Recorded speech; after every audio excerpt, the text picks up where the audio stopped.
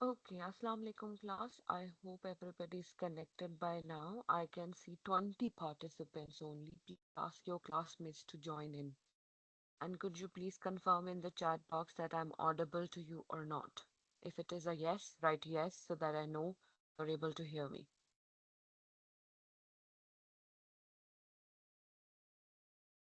Okay, I think 20 minutes is more than sufficient for everyone to join in for with all the problems that one could have with internet and with not waking up and etc. So let's talk about today's topic. We are going to start a novel that is very famous in the history of English literature. There is a probability that some of you already know about it, but if you don't, you might um, enjoy reading this novel. Of course, we will not be looking at the novel itself, the entire text. That's not a possibility, but we will be looking at some introduction of Emily Bronte and how her novel Wuthering Heights represents the destructive force of love, how it can end in a negative and tragic way.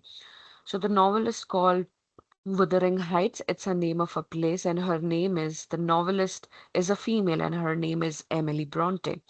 There is something about Emily Bronte that I would like to share with you that she is very famous, and there were two sisters actually, Charlotte and Emily Bronte. Both sisters were very famous, and they only lived around 30 years of age. They died young, and it was common among people in that era to die young because of the death and destruction that was going on.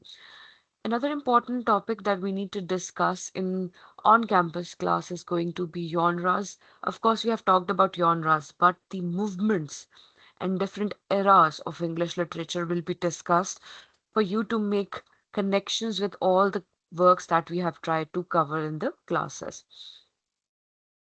Now, she only lived for 30 years, but she has produced a great number of novels. Not great number of novels, but great novels, and of course, poetry as well. Her poetry was very famous. She has written one poem called Hope, which starts by saying, Hope is a bird with the feathers and etc. It's a very beautiful short poem. If you would like, you can read from her. Then Emily Bronte had a certain way of looking at life, and every poet and writer and novelist would. So she described a strange figure, tall, slim, angular, with a quantity of dark brown hair, deep, beautiful hazel eyes that could flash with passion. Was the fifth of six children, right? So you see, she was beautiful, and she was definitely described this way. Her mother died of cancer. Cancer was very prevalent in that age. Many writers, poets, novelists, even politicians, they died of cancer because there was no medicine available to, manage it. In today's world, it's very difficult for cancer patients to survive, although, but in that age, it was brutal, right? Emily and her three of her sisters experienced many hardships while they were living in their households, and they were the daughters of the clergymen, who are the clergymen, people of church, people coming from religious backgrounds. So she was very much famous for having a poor childhood, right? Because she had to work when she was very young. Other than her, her two older sisters, Maria and Elizabeth, died of TB. Now, apart from cancer, tuberculosis was very much prevalent. And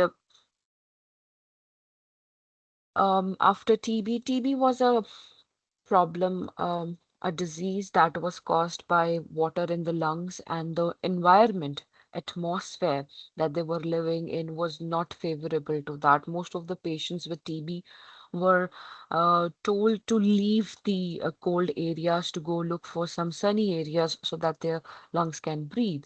So what happened is that Bronte sisters were brought to another location by their father, and that's why they survived much longer. Then Branson Bronte, Emily's brother died at the age of 31. You see that the living span of all these brothers and sisters is ranging between 29 to 32. All of them, they died in one way or another. A few months before Emily, having lived a wild life, perhaps even as an alcoholic in London. He was a talented artist and actually painted the picture of Emily that we would see. This is the painting that he's referring to, and this has been painted by Branson, who is her brother. Now, why am I sharing her personal life and something about her? It's important to know that what kind of life, what kind of struggles that she has gone through. Most of the times, not all the time, of course, but most of the times, the writers, they only reflect in their write-up what they have gone through, what they have observed, and what they have experienced. Some of them could be totally detached, but most of them, they are very much reflective and autobiographical in what they are writing. Emily and Anne, one of the Bronte sisters, wrote poetry together and created a magical world called Gondel. Unfortunately, none of the Gondel poems still exist. So much of the literature that they produced in this particular magical world called Gondel did not survive. Some of the works cannot survive because they were not preserved properly, and that could be the reason. Later on, Emily joined Law Hill School as a teacher, but she only worked there for 6 months because she did not like teaching very much. Because teaching is very demanding and it requires a lot of patience, and poets specifically or writers specifically could not retain that kind of patience which is required for teaching. Then in 1842, Emily and Charlotte, both of them, they attended Heger School in Brussels. There, Emily learned German, French, and music. So she was not only well versed in English, but she was also very much fond of German and French languages, and she also had some understanding of music. And most of her poetry does have musical quality. They are lyrics. Lyrics are supposed to be sung. जिनको गाया जाता है उन्हें lyrics कहते हैं. जैसे आप songs सुनते हैं, you must be listening to the songs on daily basis. They are lyrics, and these lyrics are one type of poetry that Emily produced while she was alive. Some of her first writings were definitely um, co-authored with Emily, with Charlotte, and the other sister Anne as well. But the works that she had written with Anne did not survive, but works that she has written with Charlotte did definitely survive to this day. Anne and Charlotte worked together to write a book entitled Poems, which they published under the pen name Elise Acton and Karen Bell in 1846. It was a common trait or common characteristic in that age where women were not applauded or welcomed very wholeheartedly. So they had to use pseudonyms, they had to use pen names or fake names to publish because none of the publishers would take um, anything from women writers to publish because they were not acclaimed, they were not appreciated or welcomed by most of the audiences. मतलब audience अगर purchase ही नहीं करेगी तो फायदा नहीं है. That's why they had to use pseudonyms, pen names, different names. Now, Emily's only novel. Now, Emily has written only one novel, that is Wuthering Heights, and it was published in 1847. Tragically, Emily died in 1848 from TB, a disease that plagued her family. Most of her family died either of cancer or TB, and she died when she was just 30. Her sister Anne died few months after her from the same devastating disease. One of the six siblings, only Charlotte remained. So, all of them, six siblings, they died tragically either due to cancer or TB. However, Charlotte is the only sister who survived a little longer as compared to the other two. Now, let's have a look at what is Wuthering Heights. We'll try to watch some clippings from the movie, the cinematic movie that I would like to share with you about Wuthering Heights. There are very gory and gothic scenes available regarding these Wuthering Heights. Now, what is gory and gothic scenes? Gory means which represents something that is violent, that is something that brings some sense of being in an awe and shock. Gothic, on the other hand, is supernatural. Of course, supernatural elements are part of this novel as well. Now, Wuthering Heights is Emily Bronte's only novel, and it's a dark story. Like I told you, it's a gothic story. It's also a love story, but it also represents that how class system, classism, meaning that if you're from a different class, you're not entitled to have a love story even. एक गरीब घर का आदमी तो नहीं कहना चाहिए, a लड़का cannot have a love story with a woman with means and money. It has changed over the years, but the era that we are referring to, it was not the case. वहां पर अभी भी this classism, this class segregation and discrimination was at peak. It is also considered that it was almost like as if Emily tried to showcase her grief, her sadness, her sorrow through the story that she definitely tried to portray in this novel.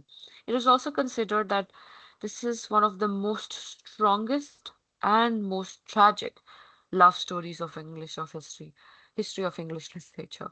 Now, it's a story of a revenge as well, in which an adopted boy, Heathcliff, is forced to be a servant after the death of his adoptive father.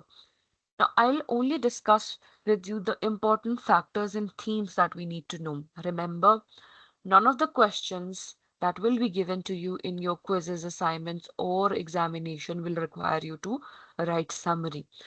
So the way I'm going to discuss this novel is going to be a little different.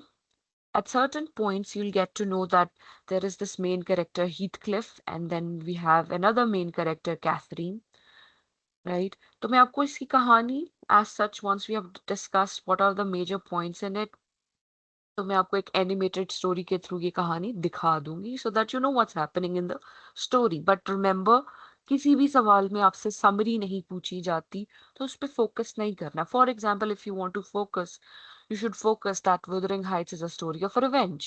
Now find out why is it a story of revenge? How come one of the characters is taking revenge on what plot? Like I told you, it's also a love story. So it's a love revenge, right? So it's a revenge in which an adopted child, Heathcliff, is forced to become a servant after the death of his adoptive father. Then he cannot marry Catherine, the woman he loves, because she sees him as unrefined and too poor. So classism comes between them. Catherine and Heathcliff are very good friends when they are children, then they are spending a lot of time with each other. But the moment Catherine she becomes of an age and she can think of herself, she definitely sees that Heathcliff will never be accepted by the society and he doesn't have enough money to support her. So therefore, she does not choose him and he becomes revengeful. He becomes hateful. He becomes uh, a victim as well as an attacker in the end. जब इंसान revenge लेता है, when you try to take revenge, revenge can definitely make you do things which are not supposed to happen. It is also said universally that revenge is only helpful when it is served cold. So when you're too much emotional and sensitive and reactive, and then you give some kind of reaction in terms of revenge, that can lead to your own destruction. Anyway, Heathcliff loses Catherine but marries her husband's Edgar's sister, Isabella, out of revenge, not love. So, in order to punish her, he gets married to her sister-in-law, यानी उसकी ननद से वो शादी कर लेता है. कौन? Heathcliff. Now we have two major characters, बेटे. One is Heathcliff, the adoptive child who will become a vengeful lover later on, and then Catherine, who was in the same household where he grew up, but she gets married to another man whose name is Edgar. And later on, Heathcliff marries Edgar's sister in order to punish her. Isabella is the name of the character.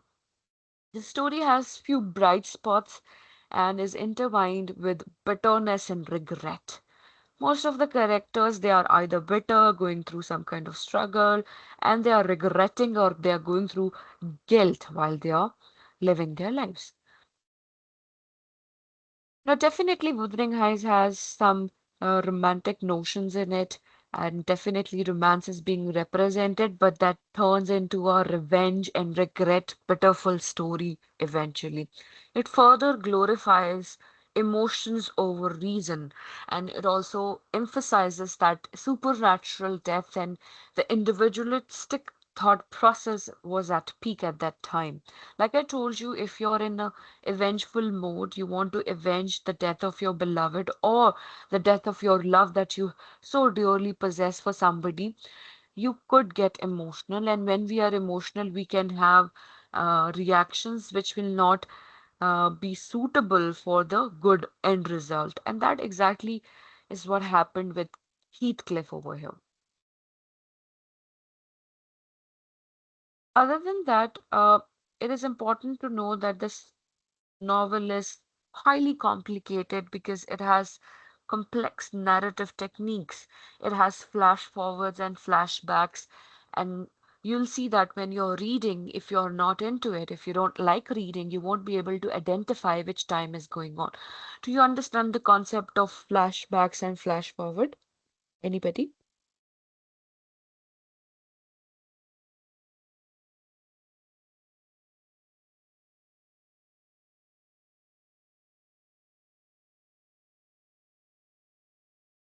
Hmm?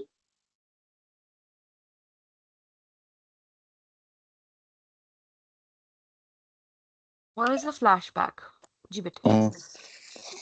Flashback वो memory of the past होती है, past से कुछ याद आ जाए आपको। Yes. Usually, in a narrative, in a story, the writers they would use flashbacks in order for the audiences to go back to the scene that happened earlier to make a connection with the present time. And flash forwards are something that is futuristic in nature, right? So that is what happened that you'll see that there are many stories within the stories. Like itself, जैसे अभी जो मैंने आपको बताया that Heathcliff gets married to the sister-in-law of Catherine in order to punish her, so that he can be close to Catherine but be very cruel to Isabella as well. So there are stories within the stories, and then there are generations of characters as well. You'll see that Heathcliff has a son, Catherine has a son, and they go through the same generational trauma. What is a generational trauma? That whatever ancestors have done, whatever they have given to their younger generation, will go on to the next generation. So generational trauma is very much there in this story as well. Now, it can be a little difficult for the novice readers to understand how Victorians worked and how this details of flashbacks and generational characters they come and go. But the more you read about it, the more there are chances that it will be clear. Although social conventions prevent them from marrying, their obsessions with one another continues even beyond the grave. Of course, Catherine rejected Heathcliff. By the way, Catherine was in love with Heathcliff, but she doesn't accept him because he doesn't have money, and because he doesn't have money, society will not accept him. So their passion, their love for each other remains, but they do what the society dictates and expects from them. So she gets married to another man just because he's more stable, he has more money, and she doesn't follow her passion. There is a dialogue in which she confesses that she does dearly love Heathcliff, and she says that I am Heathcliff. She doesn't say that I'm in love with Heathcliff.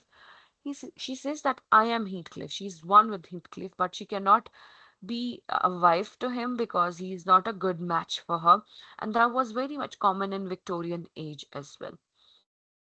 In the opening chapters, we are introduced with Lockwood, who has just rented a home in northern England. He has an upsetting run-in with his landlord Heathcliff, who lives across the moor in the spoiled old house called Wuthering Heights. ठीक है. So अब जो ये Lockwood household है, it is all belonging to Heathcliff, who's the adoptive child. ठीक है. A troubled soul, Heathcliff is cruel to his family and convinced that his house is haunted by the ghost of a woman named Kathy. Who's Kathy? Catherine, the love of his life. Lockwood asks his housekeeper Nellie to tell him the backstory. So, how the drama, this entire novel starts, that there is this character Nellie, who's the house help, And then there is this Lockwood who would like to come and visit. We this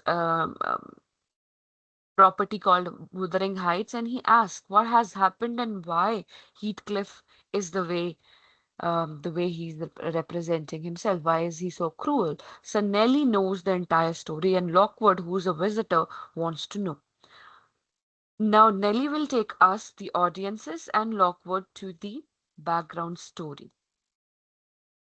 30 years ago, now we are moving forward to one stories. Like I told you that Wuthering Heights has many stories within it. One of them is the love triangle. 30 years ago, Catherine and her brother Hindley lived in Wuthering Heights with Heathcliff, an orphan taken in by their father. So Heathcliff was an adoptive child, and Catherine and Hindley were actually blood children of this person, and they were somehow step siblings to Heathcliff. Catherine and Heathcliff both have fairy tempers and soon become best friends. They are very close to each other. They definitely spend a lot of time with each other. Now they have a haughty neighbor, right, whose name is Edgar Linton, and he has always been very jealous of Heathcliff. And when Linton becomes master of the house, he and his wife make Heathcliff into a servant. So the moment that father dies, who brought in Heathcliff, Heathcliff becomes a servant because he's treated badly. Kathy is secretly in love with Heathcliff, but she chooses to marry wealthy and proper Edgar instead. Heathcliff runs away in despair. He's heartbroken, he's desperate as well, so he leaves the story. When Heathcliff's come back 3 years later, the drama starts to heat up. Now, finally, once he has come back with money and means to impress upon the lady Catherine, he comes back and the drama is drastically heated up. Everything goes into even more dramatic turn. Bent on revenge, Heathcliff tries to make Catherine jealous by flirting with Edgar's sister Isabella. Like we have already established the fact that Catherine was secretly in love with Heathcliff, so what he does that he tries to come close to her sister-in-law so that he could be close to her and make her jealous as well. And Catherine gets so riled up that she takes to her bed sick with rage. So she gets jealous and she gets very sick and she's very much on her deathbed. Yani because of her love for Heathcliff, she gets very sick. And when she sees that Heathcliff is moving forward with another woman, she cannot take it lightly. So she gets very sick and she's bedridden then. Then later on, she dies while giving birth to younger Catherine. Now, it's very common in Victorian age for parents to give their children the same name that they bore. So, senior Catherine gives her child the same name, Catherine, which is later on called as Cathy. Isabella and Heathcliff elope and they have a son named Linton.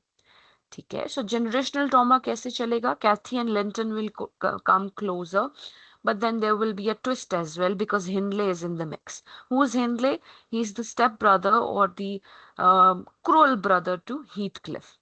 Heathcliff is now the master of Wuthering Heights, but his wife won't live with him because he's such a creep. He's never really wanted anyone back but Catherine. He does get married to Isabella, but he's always looking for Catherine who has died. So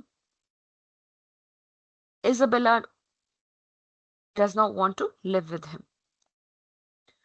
Now there is a flash forward a dozen years. Now, as already we know that 30 years ago this drama started where the love between Catherine and Heathcliff was blocked by Edgar because Catherine chose Edgar over Heathcliff.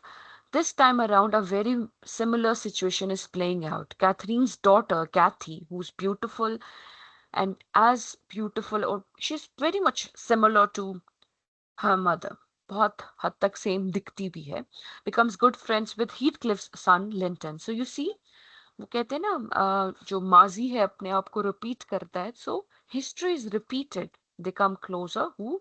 Kathy and Linton, who are the children of Heathcliff and Catherine separately. They fall in love, but tragically, both Linton and Kathy's father die. And the heartbroken Kathy has to live with miserable life with Heathcliff and Hareton, her deceased uncle Hindley's son. So Hindley also has a son whose name is Hareton, and she has to live with them because she doesn't have anybody else to live with anyone. So she's depressed as well. There is a distinct parallel with the original love story. Original love story कौन सी है बेटे? Heathcliff और Catherine की। और उसी तरह की जो एक स्टोरी है वो इनके बच्चों की भी है। बच्चे कहाँ से आए? They don't have children with each other but with other people. Heathcliff has a son with Isabella, and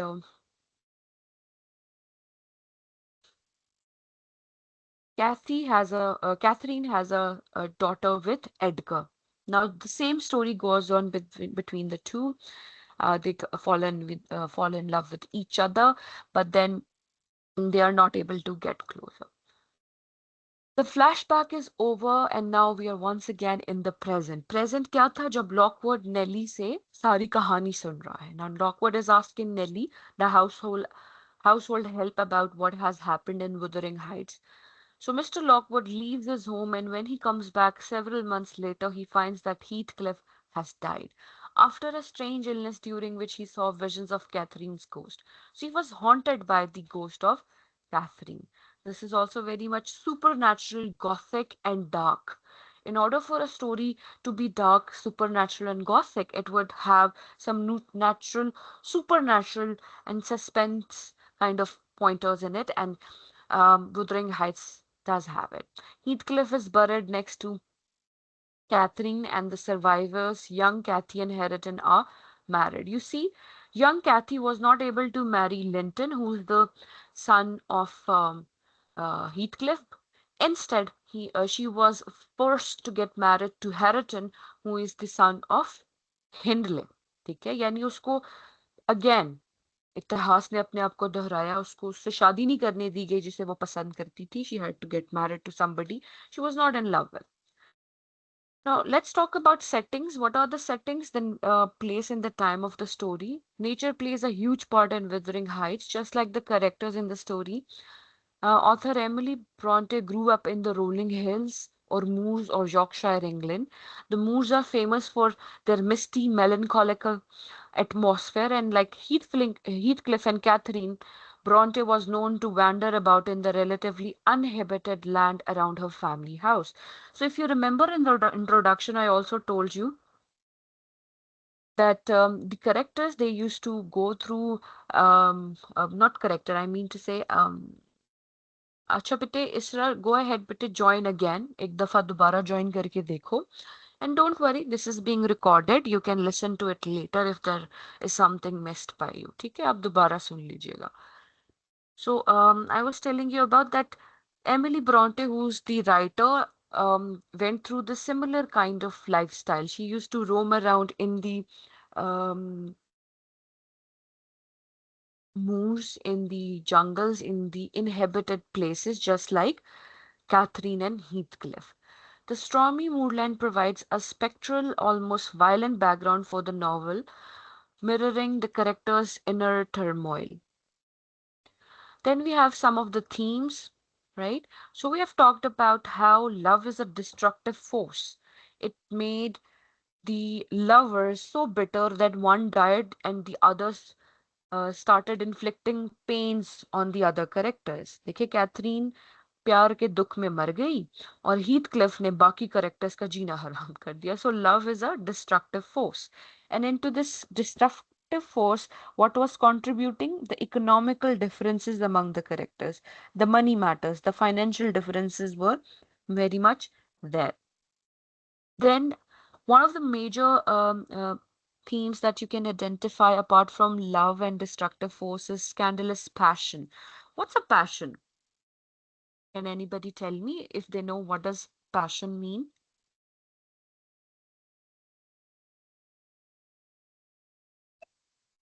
love या hobby.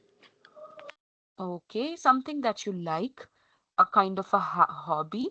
But basically, if we look at the dictionary meaning of passion, you'll find that passion is something that makes you do a thing or two that you will not do otherwise, which means that it can make you take an action or reaction that may cause a major difference in your life. Dia says passion can be something you love, something you are dedicated to, and you spend a lot of time with. Absolutely. It's a driving force. It is something as if this driving force haunts you to take an action. देखिए कुछ बच्चे होते हैं ना उनको गाड़ियां बहुत पसंद होती हैं they love cars and all and they will go to such a length to acquire one, so that's their passion. They are passionate about it. Then there are some painters, artists, mostly artists are very much passionate about it. Now passion can be destructive as well. The moment you lose your ground in a passionate understanding of a concept is the moment you drown yourself, is the moment when you're headed towards a tragedy, a bigger tragedy, right? So, definitely, this story is a passionate love story, a tragic passion love story where the characters go through a lot of ups and downs, and basically, generational trauma. It comes from the senior Heathcliff and Kathy to the younger ones. Wuthering Heights created something of a scandal when it appeared in 1847. So when it was published by um, Emily Bronte, it was widely acclaimed by the writers and the authors as well. In fact, Emily Bronte had to publish it under a male pseudonym, like I told you, that women were not allowed to express, and specifically a love story that turns into a revenge story. So that was something very much um, something that forced the writer to publish it under a fake name. Yes, Dia, that's correct. Dia says that it is part of why revenge is best served cold. Passion can easily overtake rationality and cause you to make bad decisions, tragic decisions that will end into a very bad and tragic ending. That's correct. That's absolutely correct. Okay, so it was a scandalous passion when it was published by Emily Bronte in 1848. People went through a sense of wonder and amazement when it was published. Okay. Now, polite Victorian society preferred to hush up the cruel people like Heathcliff. They would actually try to cover everything up. Just say in our society, it's also the case that if person in a society it could be a male or a female or both, they are short-tempered, they don't know how to behave, they are rude, they are shrewd, they are disrespectful. So what are we told? Let it be. He's old, he's just like that, he has always been like that. So such was the case in Victorian age as well, that people would cover it up, the bad mannerism, the bad temper, etc. So in such a society, it was not something that will be accepted by the society where a female character, just like Catherine, would take over. Now, Victorian homes were supposed to be polite and proper with an emphasis on family values and strict gender roles. Anybody who could tell me what are gender roles or what do you understand by gender roles?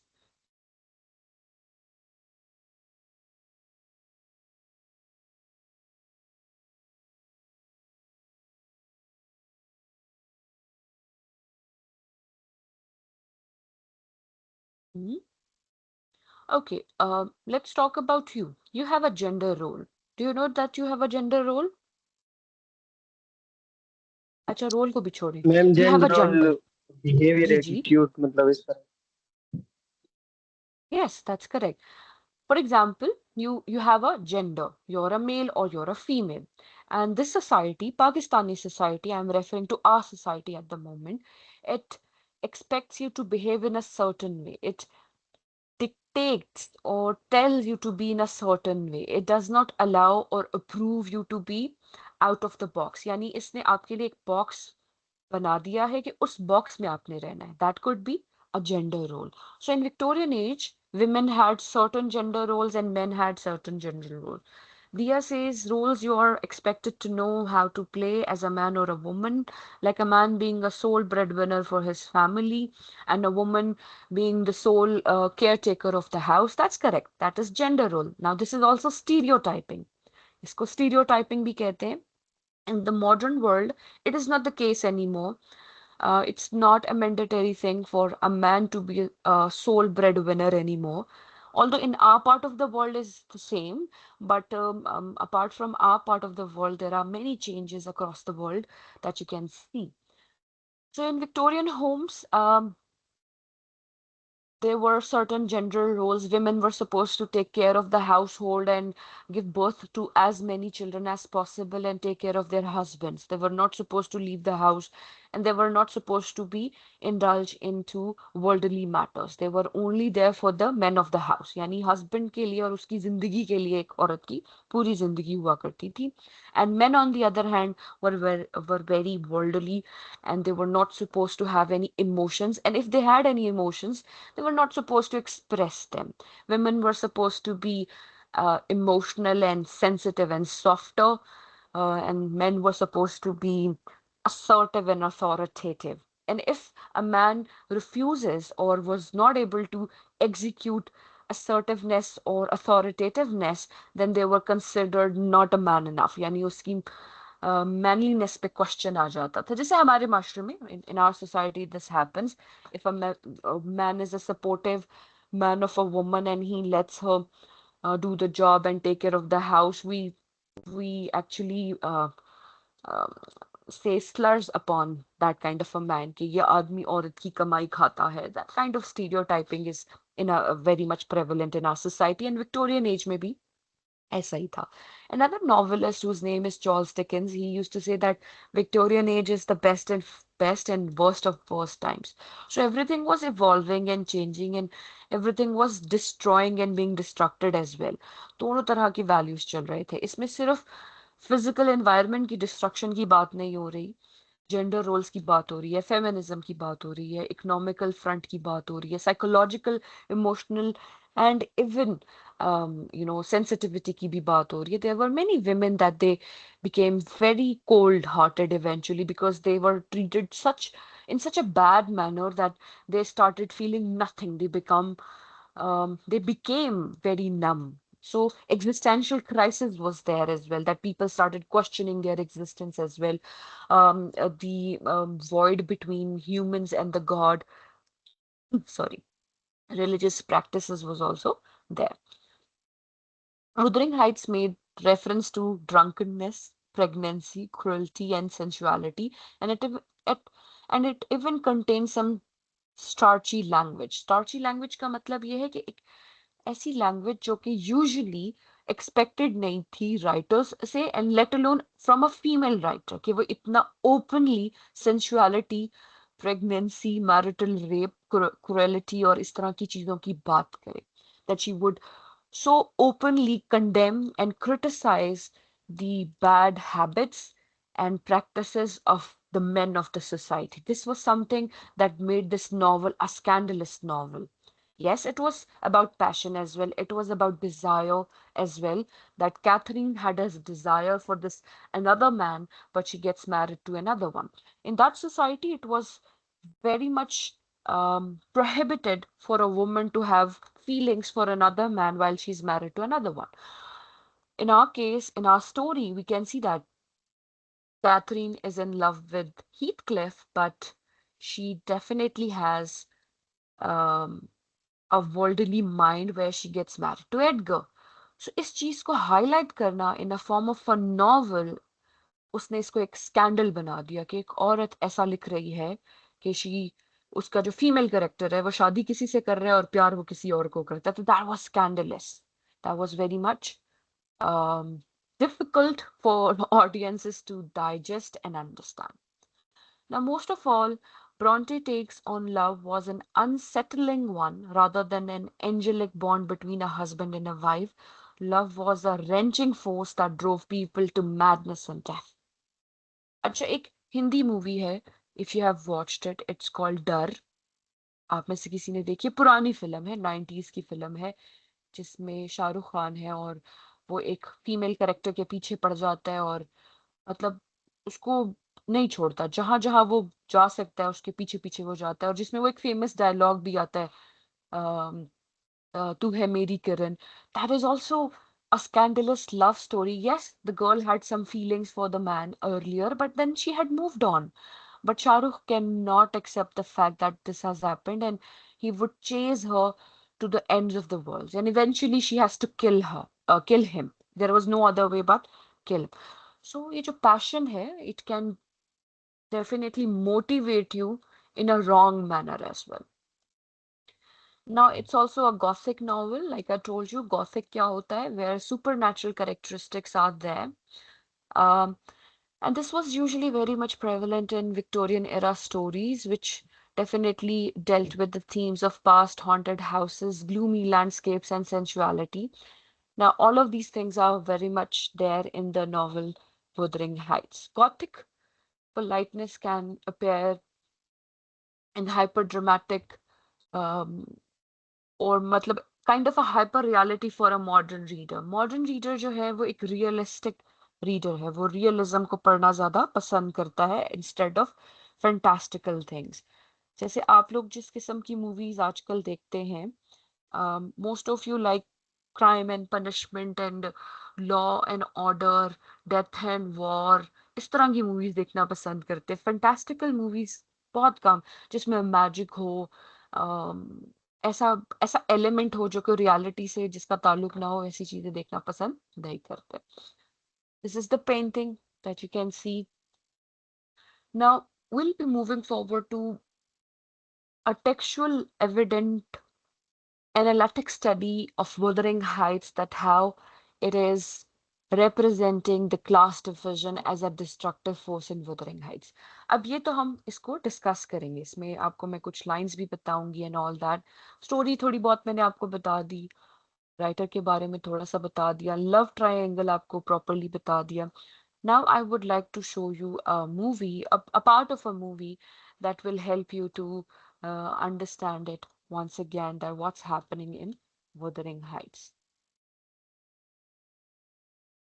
लेकिन remember, paper में बेटे nobody is going to ask you about the story. कहानी लिखना is not what will be expected and asked to you in the paper.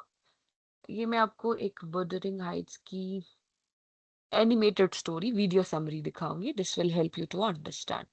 ठीक है, इसको गौर से देखना है, फिर मैं आपको ह्यूमन एनैक्टमेंट के कुछ सीन्स दिखाना चाहूंगी, that will definitely help you to understand it a little better. एक second.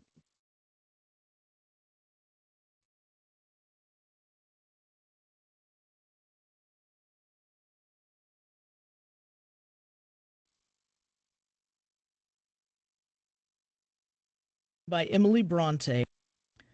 Wuthering Heights is a Gothic novel written by Emily Bronte and published in 1847, the same year that her sister Charlotte published Jane Eyre.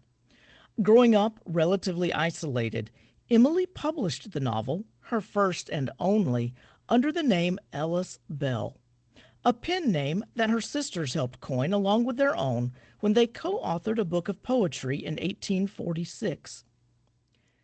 Dying soon after Wuthering Heights was published to scathing reviews, Emily would never read the introduction to the novel penned by her sister Charlotte, in which she outed Emily as the author and defended her from critics.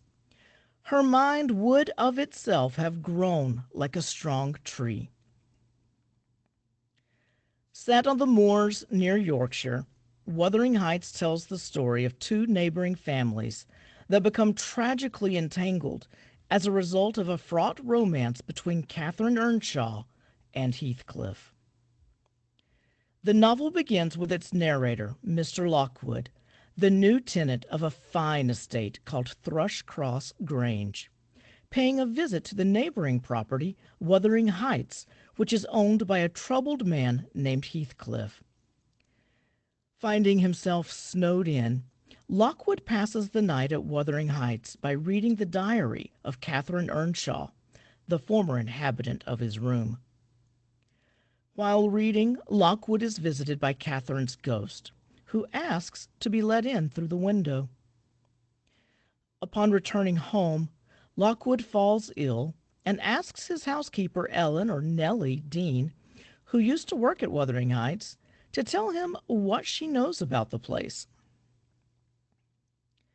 Nellie's story begins with the original owner of Wuthering Heights, a gentleman farmer named Earnshaw, who returns from a trip to Liverpool with a dark-skinned orphan boy he found roaming the streets. Naming the boy Heathcliff after his late son, Earnshaw raises the child as his own, inspiring the envy of his biological son, Hindley, who beats Heathcliff every chance he gets. In contrast, Earnshaw's daughter, Catherine, immediately befriends Heathcliff, and the two become close throughout the years. Eventually, Earnshaw and his wife pass away. Hindley returns from college to take over as the new head of Wuthering Heights, bringing his new wife, Frances. With his father gone, Hindley relegates 12-year-old Heathcliff to the level of a servant. But 11-year-old Catherine continues her friendship with Heathcliff, roaming the moors with him despite the punishment they both know to expect when they return home. One day, Catherine and Heathcliff are caught spying on the civilized Linton family, who live at Thrushcross Grange. While the Lintons throw Heathcliff out, they invite Catherine to stay for 5 weeks, dressing and teaching her to behave like a proper young lady. During this time, Catherine also becomes infatuated with Edgar, the Lintons' son. When Catherine finally returns to Wuthering Heights a changed young woman, Heathcliff worries that she will lose interest in him. Frances gives birth to a son, Hareton, and dies of tuberculosis soon after. Hindley gives in to despair and alcoholism, neglecting the upkeep of Wuthering Heights. After accepting a marriage proposal from Edgar, Catherine admits to Nellie that, despite her consuming affection for Heathcliff, she cannot marry him due to his inferior social status. Overhearing this, Heathcliff becomes distraught and runs away. Catherine searches for him all night in a raging storm, but to no avail. At the age of 18, Catherine marries Edgar and moves into Thrushcross Grange. To Catherine's relief, Heathcliff returns to Wuthering Heights 3 years later, having mysteriously acquired gentlemanly manners, education, and money while he was away. While spending time with Catherine at the Grange, Heathcliff indulges the affections of Edgar's sister, Isabella, in an attempt at revenge on her brother. Over time, the tense atmosphere between Heathcliff and Edgar culminates in Heathcliff being thrown out of the Grange, to which Catherine responds by shutting herself in her room. Ultimately, Edgar is unable to stop Heathcliff and Isabella from being together, and they elope. Locked in her room, Catherine refuses food and falls ill, even though she is pregnant with Edgar's child. Meanwhile, Heathcliff and Isabella return to Wuthering Heights, miserable and regretting their elopement. One day, while Edgar is in church, Heathcliff comes to Grange, where he and Catherine have a passionate reunion, forgiving each other for their betrayals. In order to avoid Edgar, Heathcliff leaves, but is later devastated to learn that Catherine died that very night after giving birth to a daughter, Cathy. Racked with grief, Heathcliff calls on Catherine's ghost to haunt him for the rest of his days. Hindley dies soon after his sister, making Heathcliff the head of Wuthering Heights.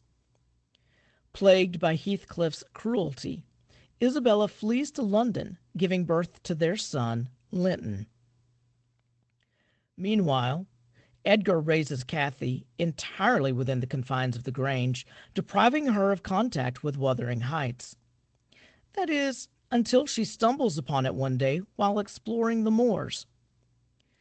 Horrified by the realization that she is related to her uncultured cousin Hareton, Kathy flees. Ellen warns her never to return. When Linton is 12 years old, his mother Isabella dies, leaving Edgar and Heathcliff to compete over where the child will be raised. Ultimately, Heathcliff wins out, taking Linton to Wuthering Heights, where he grows up isolated from Edgar and Kathy. But on her 16th birthday, Kathy strays onto Heathcliff's property, where he invites her and Nellie to spend time with Linton. While Edgar later forbids Kathy from returning to Wuthering Heights, Heathcliff begins to encourage a romance between her and Linton. Sure enough, Kathy and Linton begin writing love letters to each other, though Nellie later puts an end to their correspondence. Salut, mon français n'est pas très bonne. Voulez-vous dire mon français n'est pas très bon? Oui, désolé. À quelle fréquence?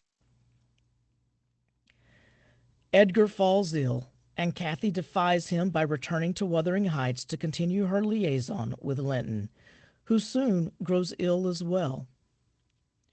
Soon enough, however, Kathy realizes that Linton is only pursuing her at his father's urging, since Heathcliff hopes to inherit the Grange when Edgar dies. Heathcliff eventually forces Kathy to remain at Wuthering Heights until she marries Linton. Finally consenting, she escapes Wuthering Heights just in time to see her father before he dies. Following Edgar's funeral, Heathcliff forces Kathy to live at Wuthering Heights as a glorified servant tasked with caring for Linton, who eventually dies. Although she detests the uncivilized Hareton, who is by now in love with her, she becomes so lonely that she begins teaching him to read, gradually coming to return his feelings. Meanwhile, growing increasingly crazed, Heathcliff reveals to Nellie that he is still tormented by the ghost of Catherine, having dug up her grave in a deranged attempt to gaze upon her corpse. With Kathy at Wuthering Heights, Heathcliff rents the Grange to Lockwood, bringing us up to the present in Nellie's story. Tiring of the gloomy moors, Lockwood moves away, but encounters Nellie while passing through the area 8 months later. Nellie explains to Lockwood that Heathcliff grew so obsessed with Catherine's ghost that he stopped eating and sleeping. One day, Nellie found him dead, with a bizarre smile on his face. Heathcliff is buried with Catherine, while Hareton and Kathy make plans to marry and move into the Grange.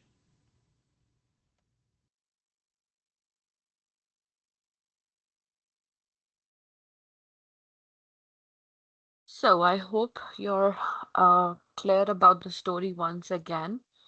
It was helpful for you to see the story because definitely the next discussion that we are going to have requires you to have an understanding of it.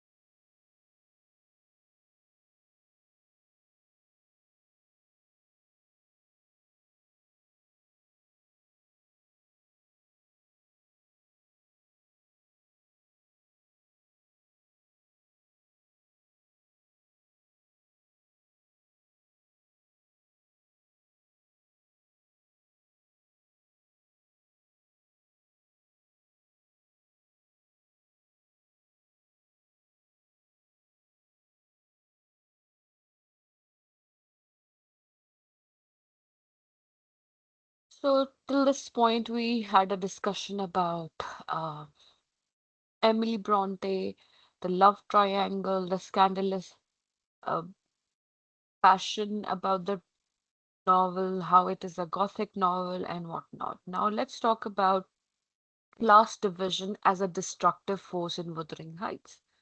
Of course, class division and love both can be a destructive force in Wuthering Heights.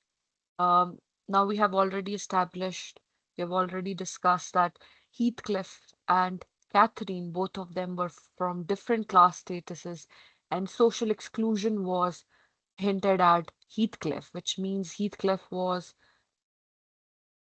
cornered or segregated or separated from the entire class because he didn't come from money, because he was adopted, and much more. Now, Heathcliff is also introduced as a gypsy brat and is never fully accepted by the Earnshaw family.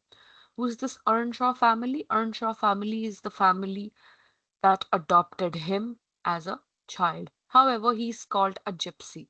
Anybody who has an idea who is in or how can you define a gypsy? Brat तो आपको पता ही होगा. So कौन बताना चाहेगा Gypsy और brat का क्या मतलब है?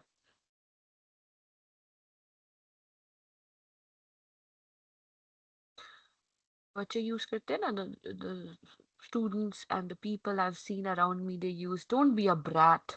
So what does it mean by brat?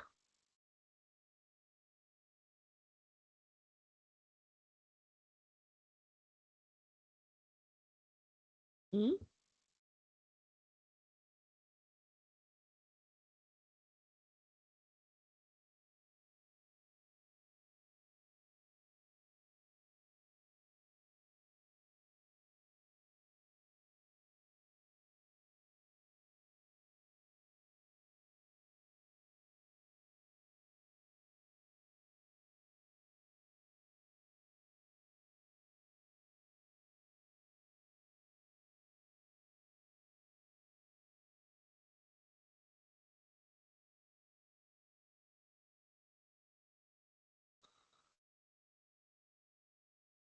I'm asking for the word brat, B-R-A-T, brat. What does it mean by brat or gypsy?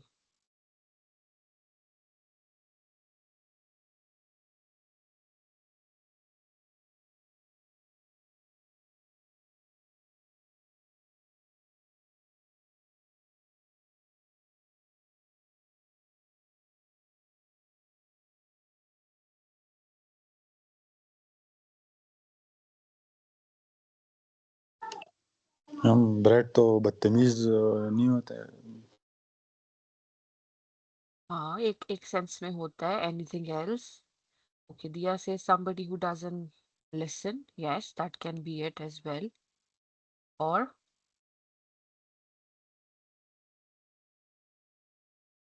देखिए, we usually use it वो for people who come spoiled from जिसको हम बोलते हैं.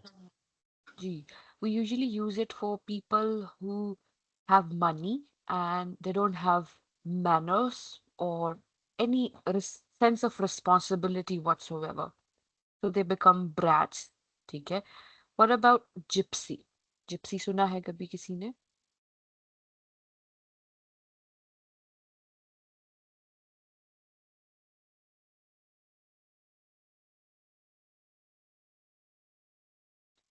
Well, gypsies were the people who were considered to be free-spirited, people who came from different ethnicities and backgrounds, specifically from Asia or maybe South Africa or Asia के continent से जो लोग आते हैं, जो कि hitchhiking में रहते हैं, hand to mouth रहते हैं, they don't have proper places and they don't have proper language as well. They are called gypsies.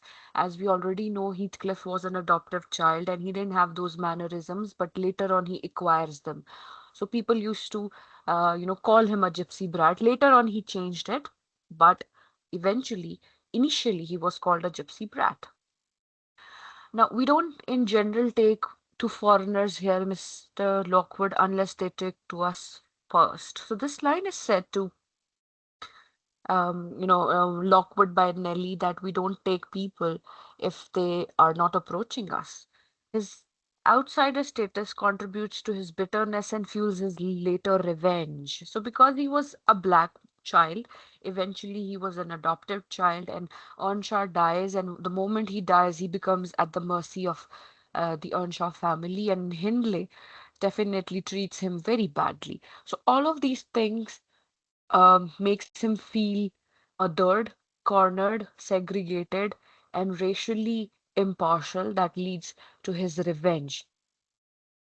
Then there is a conflict between internal feelings and the status that Catherine has showcased, that definitely in her mind, having enough money and acceptability from the society is more important as compared to the love that Heathcliff could have offered her.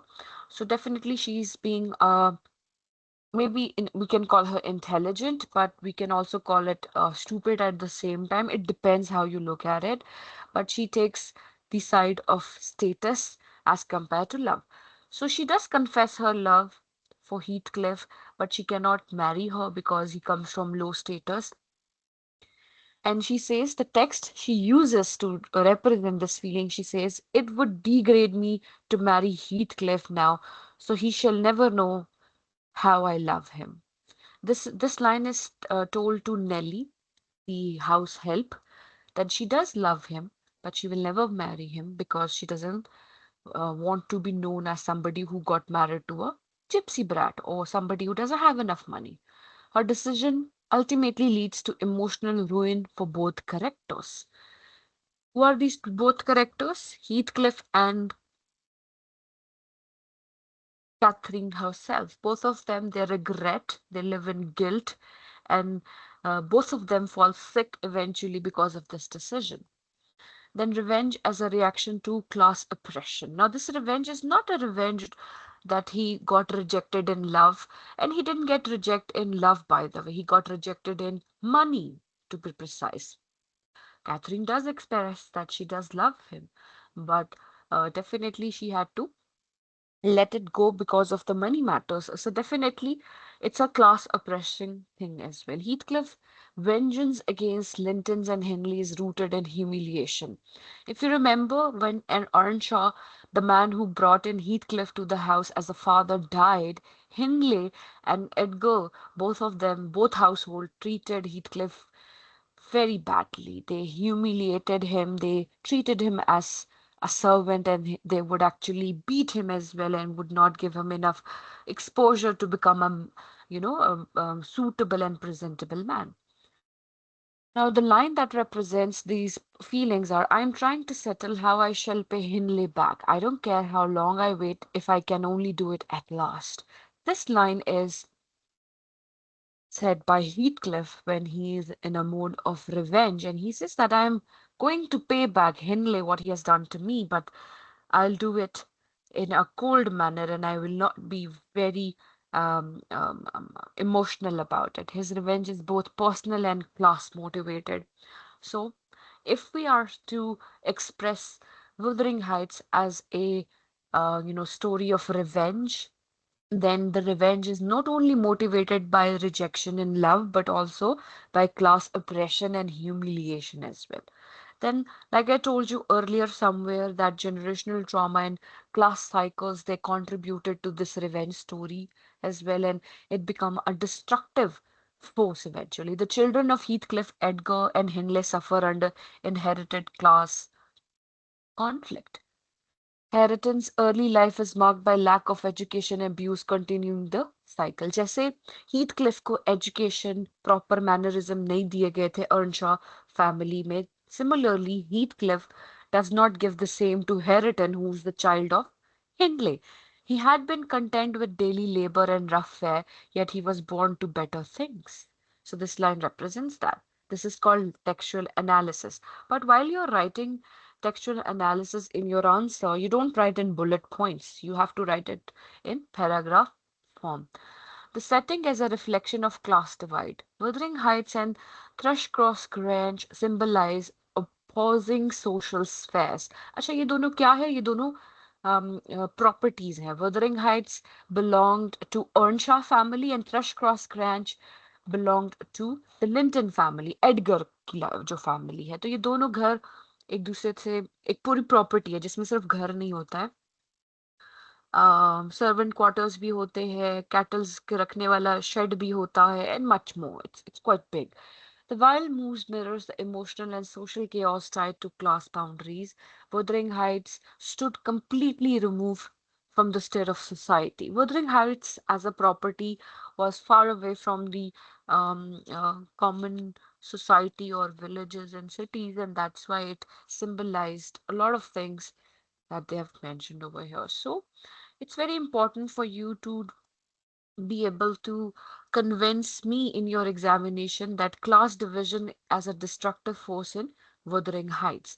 और ये सारे pointers जो मैंने आपसे share किए, that how class status versus social exclusion is there, love versus status is there, revenge as a reaction to class oppression, generational trauma and class cycles, and definitely um, the settling as a reflection of class divide.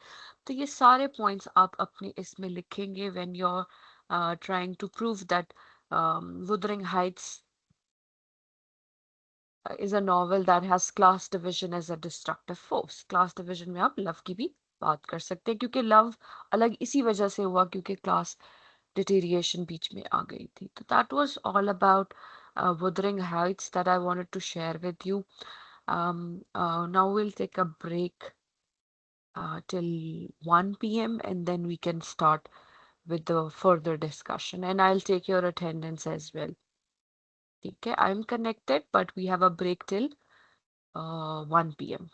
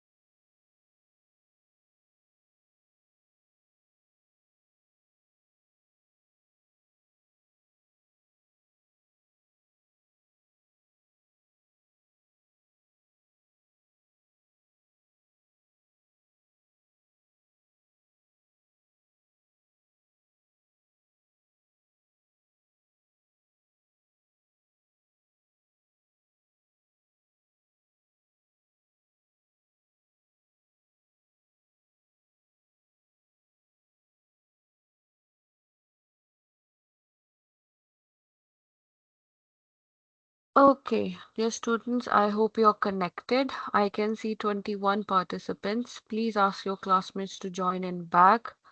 The class is going to be resumed. I'm going to show you a movie clip where Catherine is expressing her true feelings to Nellie and Heathcliff is listening.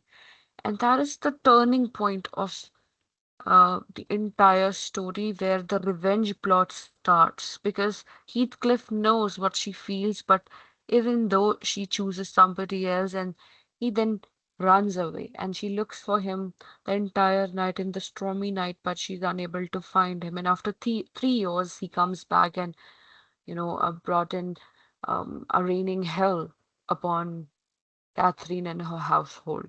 So this is a very important scene of the entire novel. This is the turning point. This is the climax. You can say that we are moving towards climax. If you remember the plot diagram in which we have exposition, rising action, climax, falling action, and resolution. So we are moving towards climax because after this action, we need to move forward to falling action. So this is going to be the climax.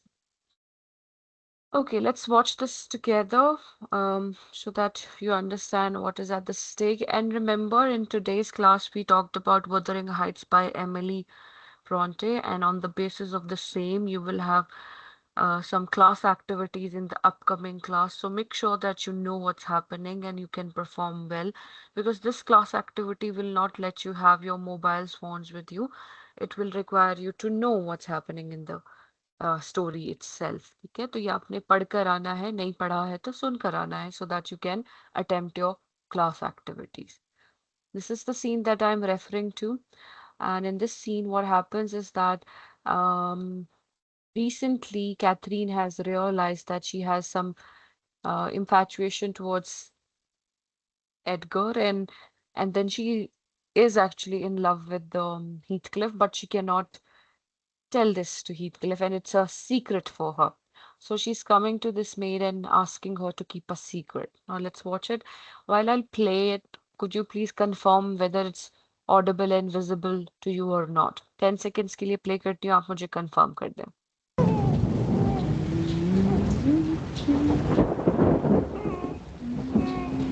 Is it audible and visible?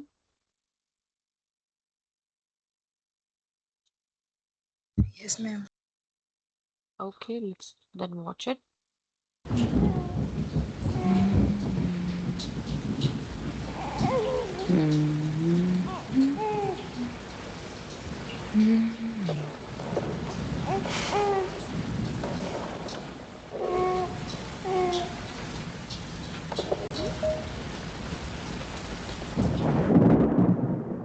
Nellie? Oh, Kathy.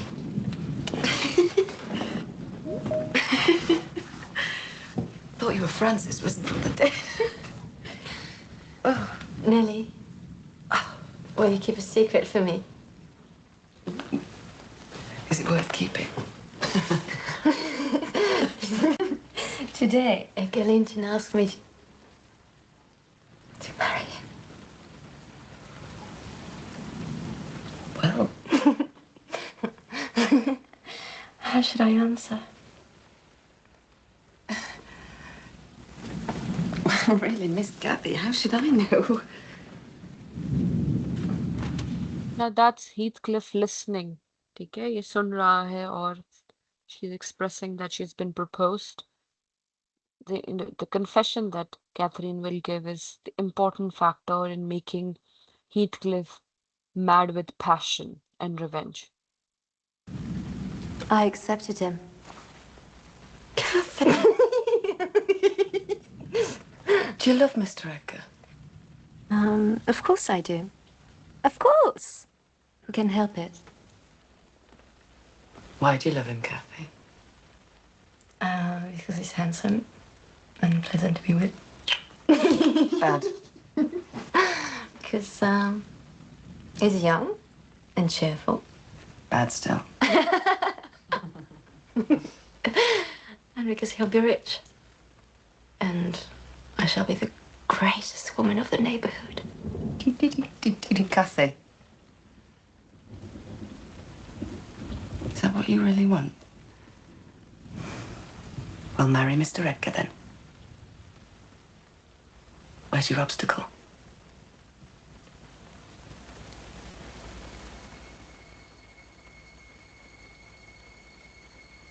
Here. In my soul and in my heart, I'm convinced I'm wrong.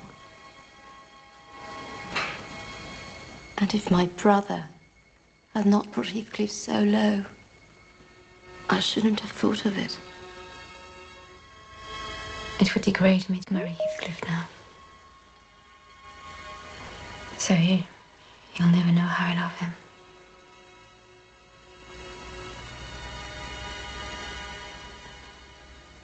My great miseries in this world have been Heathcliff's miseries.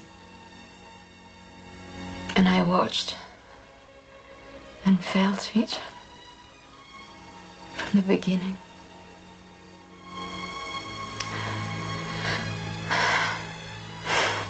My love for Linton is like the foliage in the woods. Time will change it. As winter changes the trees.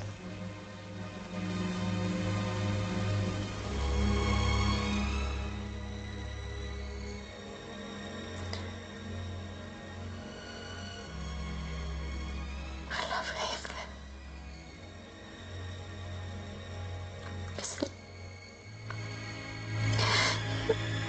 It's like the eternal rocks beneath. A source of little visible delight, but necessary. Darling, I am Heathcliff.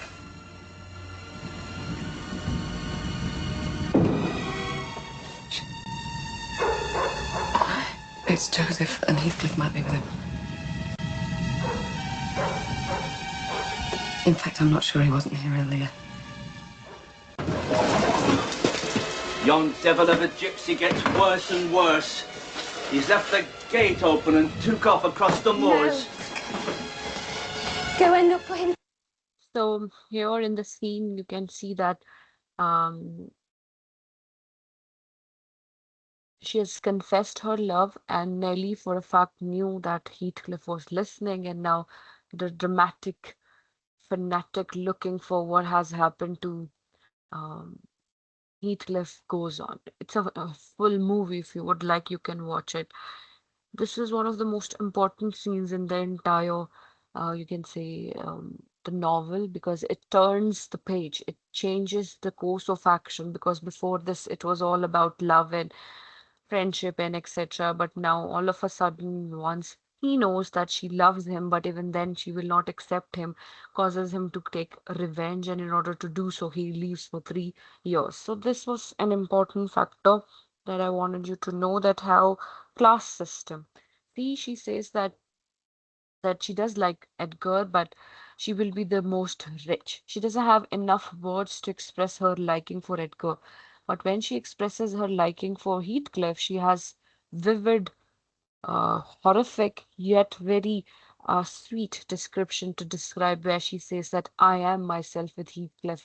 I am not apart from him. So this is something that makes it a romantic yet tragic story. So that was all about Wuthering Heights. You can read more about it later on. I've posted some studies as well that will help you to analyze it. Now, if you have any questions from Heathcliff, from this novel called Wuthering Heights, please go ahead and ask. अगर कोई सवाल है तो बेटा पूछ लें.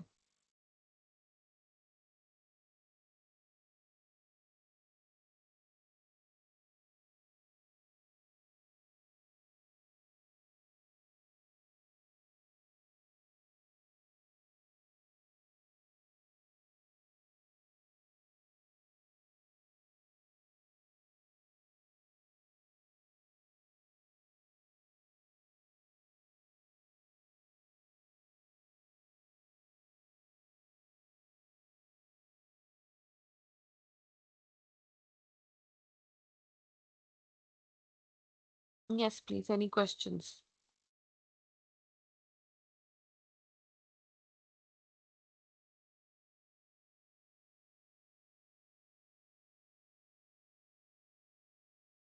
Okay, so I was looking at the submissions of your major project, and I think only few of you have submitted. Um, so I would like to assign presentations to those groups who have already submitted their project in time. That will help them to know where they stand in the course, right? Let me see. I think only 30 people have submitted. 32 people have submitted, and there are some of you which might have dropped the course, but I am still not sure. तो उनको अगर निकाल भी दें, उसके बाद भी at least 7 से 10 लोग ऐसे हैं जिन्होंने सबमिट नहीं करवाया. So the people who did not submit, you will lose scores, right? Even if you submit it on a Wednesday now, you will lose scores. At least आपको soft copy में timely submit करवाना चाहिए था, regardless of what has happened, but you did not. ठीक है. Secondly, अच्छा ये तो क्रॉस चेक करना पड़ेगा ना कि हो सकता है कुछ ग्रुप मेंबर्स ने करवाया और कुछ ने नहीं. चलिए ठीक है, ये presentations we can take it after the holidays, but this Wednesday you will have your quiz and hard copy submission. You must submit your portfolio, your anthology, only the poster, of course, um, in the hard form, in a compiled form as a group. ठीक है, तो आपने मुझे Wednesday को submit करवाना ही करवाना है. Please don't leave for your home towns. It's not of, छुट्टी नहीं है. हर बार की तरह चले मत जाइए, इसको जमा करवा के जाएं so that I can check. If you fail to submit it on time you will lose course. ठीक है, नंबर आपके कम होते जाएंगे. जितना आप डिले करेंगे, जितना आप फॉलो नहीं करेंगे, that will be a problem for you only. आप बताएं, अगर कोई सवाल हो तो प्लीज पूछ लें.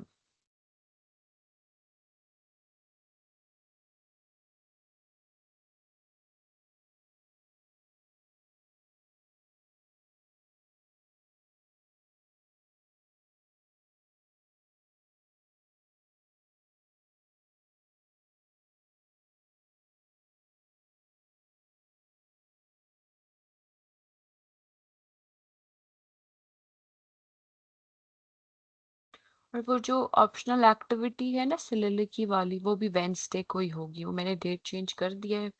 Earlier it was on 28th of May. Now it will take place on next Wednesday, that's 4th of June. ठीक है, तो आप प्रिपेयर्ड आए इसके लिए.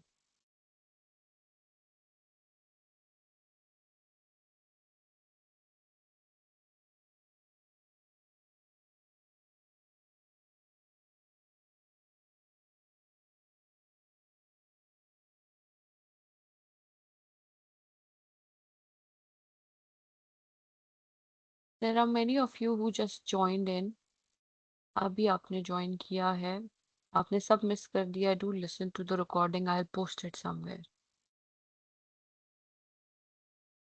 Yes, Dia, not only from Hamlet, you can take from any other drama as well written by Shakespeare. Macbeth से ले सकते हैं, ओथेलो से ले सकते हैं, किंग लेयर से, जो भी आपको सूटेबल है. बट इट्स गुड कि अगर हेमलेट से लिया जाए. In this way you can prepare it for your exam as well, right? In your examination there could be a question from Hamlet, and if you remember the lines you can always quote them, right? So it's important that you try to focus on Hamlet.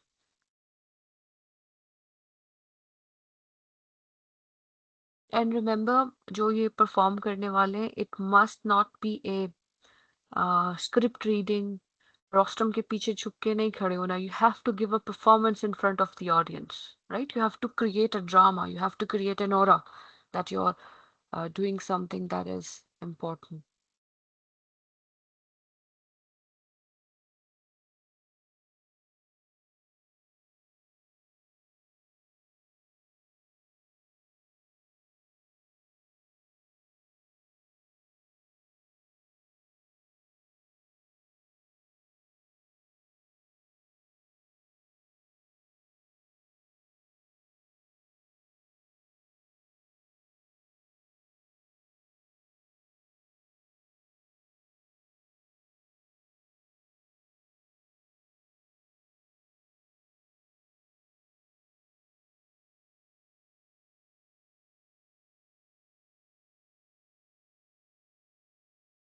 जी बेटे, any further questions? If you have any questions, please go ahead and ask. If everything is clear and you've understood everything, please write clear in the chat box so that I know कि आपने सुन लिया है. आपने लिखना है clear, all clear.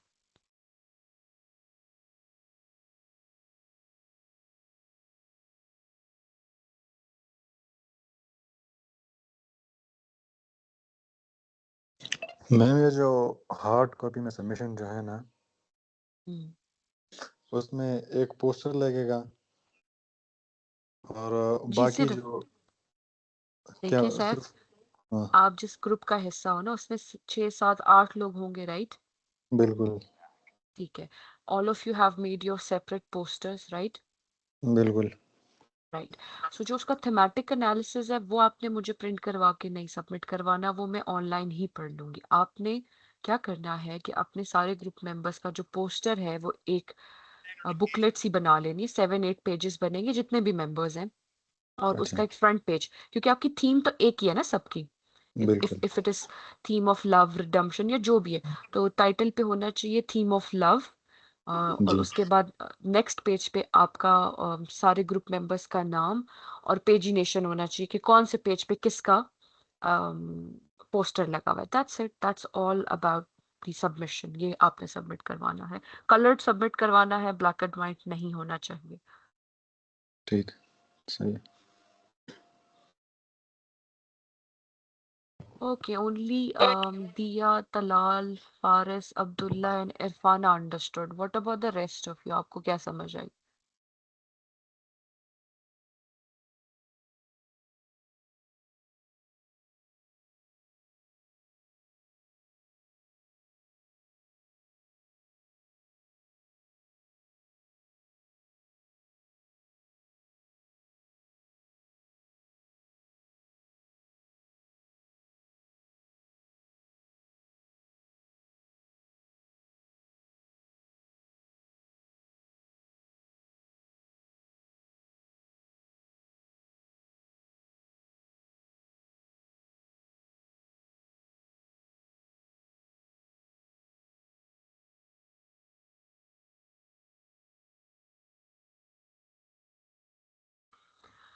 हाँ वलीद बेटे, फिर आप ना सेपरेट करोगे ना, क्योंकि उसमें तो फिर आप लोग अलग अलग हो गए ना. That's not a group anymore. Everybody has been given a separate work, so you only submit yours. ठीक है Waleed? Yes Hassan, that's correct बेटे. The people who are not in the groups, वो फिर मुझे सेपरेट सबमिट करवाएंगे ना, क्योंकि आपका तो सारे थीम और वर्क वो सब अलग हो जाता है. ये सिर्फ उनके लिए है. आई थिंक इस तरह के सिर्फ 2 या 3 ही ग्रुप हैं जो पूरे कंप्लीट हैं. The rest of you are individual, क्योंकि आप लोग नॉन सीरियस हैं तो इतना को पता नहीं होता आप लोगों को कि क्या हो रहा है क्लास में. और बताएं बेटे, और कोई सवाल है तो?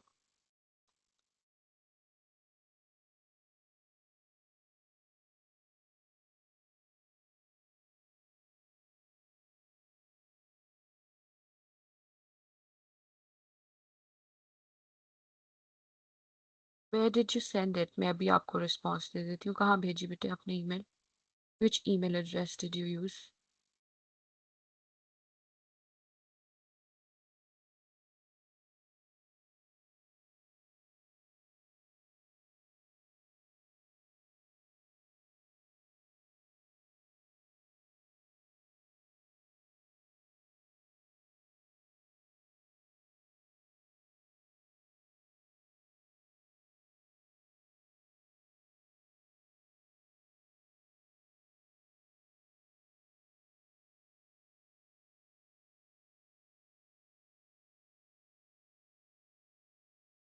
जी इसरा, इट्स फ्रॉम द सेम, उसी उन्हीं 4 चीज़ों में से जो वहाँ पोस्टेड है. जी हसन, ऑप्शनल क्लास एक्टिविटी भी नेक्स्ट क्लास में है. Waleed, I didn't receive any email बेटे. Send it to this email address जो मैं अभी लिख रही हूँ, इस पे भेजो जो भी बात है. ठीक है, मैंने अभी चेक किया, there is nothing in that inbox.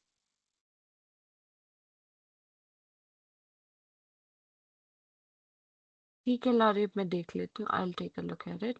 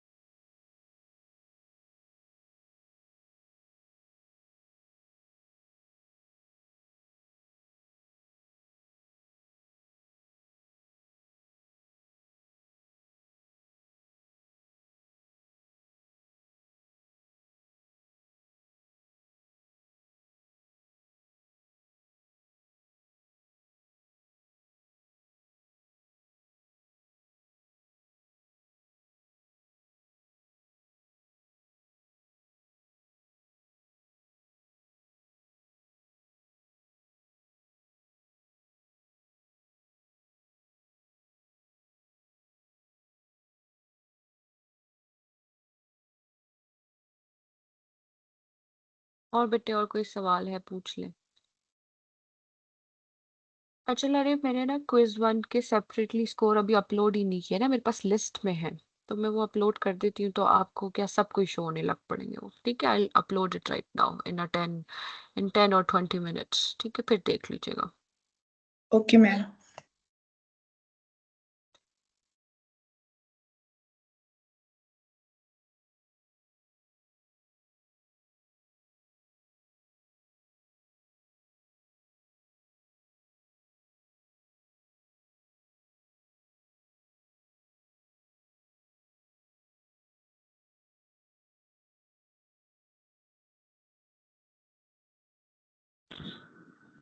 Ma'am poster अलग से होगा या जो हमने काम किया होगा उसी के साथ अटैच्ड होगा? अटैच्ड होगा बेटे, अटैच्ड होगा, वो अलग ठीक। थोड़ी है, उसके साथ ही है ना। जी। सही है।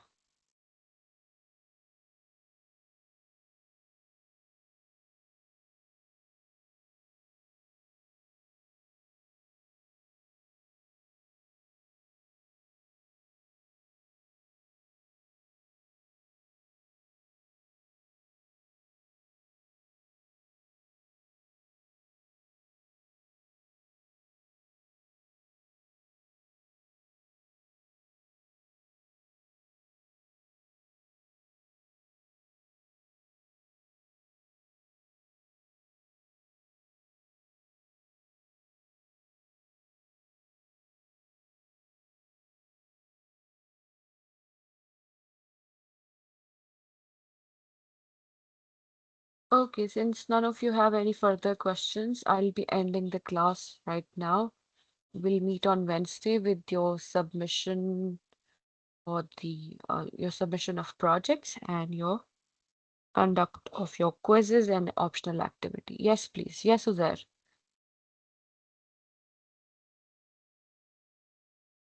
मैम मैं 1 PM तक क्लास में था, मेरा एक इंटरव्यू था 1 PM से 1:15 तक, तो उसके लिए मुझे क्लास को लीव करना पड़ा था, तो अटेंडेंस हो गई है? मैं ले लेती हूँ अटेंडेंस, अभी ले लेती हूँ। Okay, thank you. चलें, आप सबकी अटेंडेंस में ले लेती हूँ। अब आप अटेंटिव रहें, और कोई बाहर गया हुआ है तो प्लीज मैसेज कर दें, ज्वाइन कर ले। मैं आपकी अटेंडेंस ले लेती हूँ, अभी ले लेती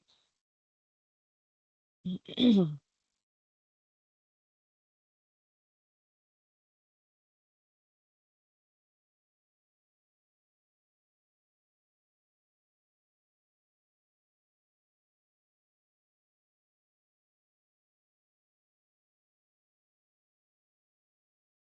कोई माइक इशू नहीं होता, बस हम बोलना नहीं चाहते हैं। ठीक, 2-2 लाख रुपए के बेटे हमारे पास फोन होते हैं, बस मसाइल हमने यही क्रिएट करने होते हैं। एनीवे, इनके बिहाफ पे बेटा कोई और बोल देना, ठीक है। अच्छा 11 है तो चलो।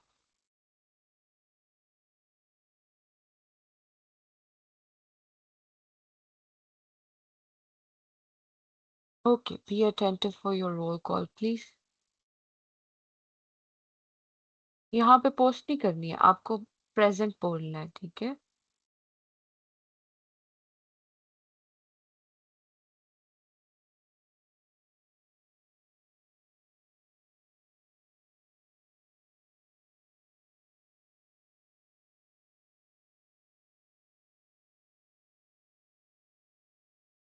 अच्छा कौन एक्टिव है? अच्छा उजैर, आपने बेटे ये जो लोग प्रेजेंट लिख रहे हैं ना, इनका जब मैं नाम लूंगी तो आप प्रेजेंट बोलेंगे, is that okay? Okay okay ma'am. चलो, अब्दुल्ला अतीक। मैम इनका तो प्रेजेंट ही है 41234। ठीक है, अब्दुल्ला खालिद।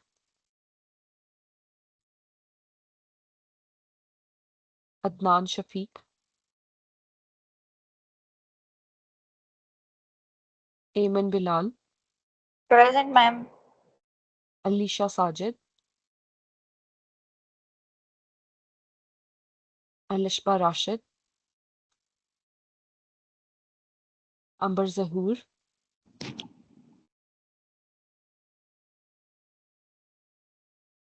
अनस नज़ीर। Anila Batul,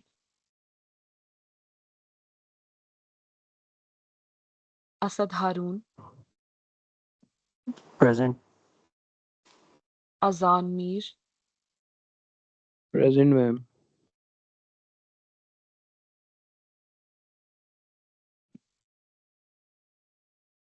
Azim Ahmed,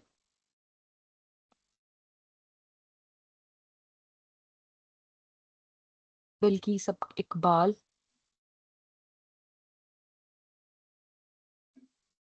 Chaudhry Zain Ali, Present. Chaudhary Zain Ali. ठीक है बेटे, दानियाल ज़मीर,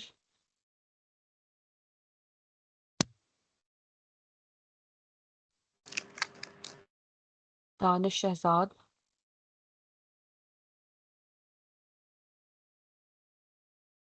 दानियाल अजीज, Present, ma'am. दिया अमीन, Present, ma'am. रज़ा तैमूर,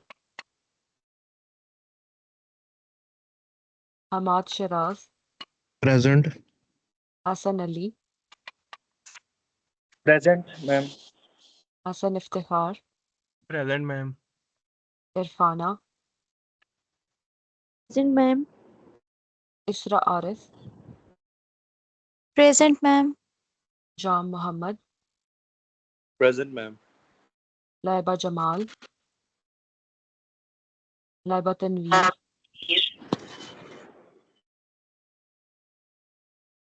तारेब अजमत, Present, ma'am. लवीज़ा,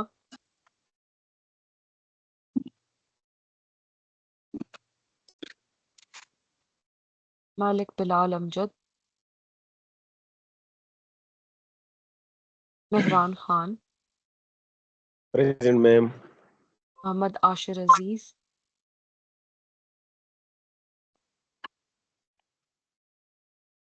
मोहम्मद आजमीर खान, मोहम्मद अब्दुल हसीब अजहर,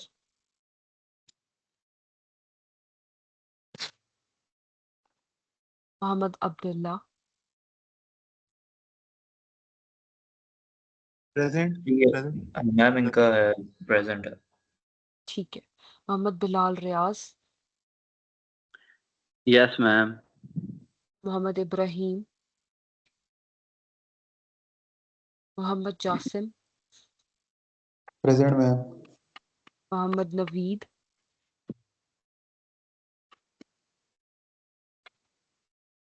मोहम्मद रुमान, रोमान की भी प्रेजेंट है मैम, ठीक 39882। है, मोहम्मद तैमूर मुगल,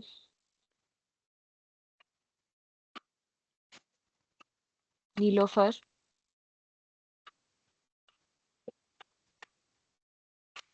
नौशाद अली खान, प्रेजेंट मैम नुशाद की भी। रबिया और रबिया सलीम, नीलोफर की भी प्रेजेंट है मैम। ठीक, और रबिया सलीम, थोड़ी देर पहले गई है। रहीमुल हसन, Present, ma'am.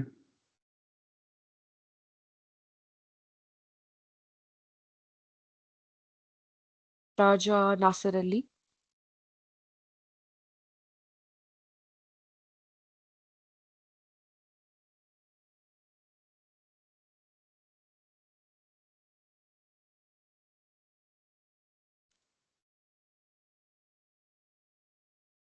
रिजा Imran, Saif Ali Khan, Present. तायरा Mustafavi,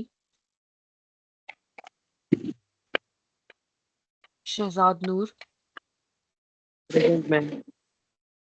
Sheikh Faris, Ma'am, Shahzad. Present. ठीक है शहजाद लगा दी बेटे, सैयद मोहम्मद बिलाल हैदर,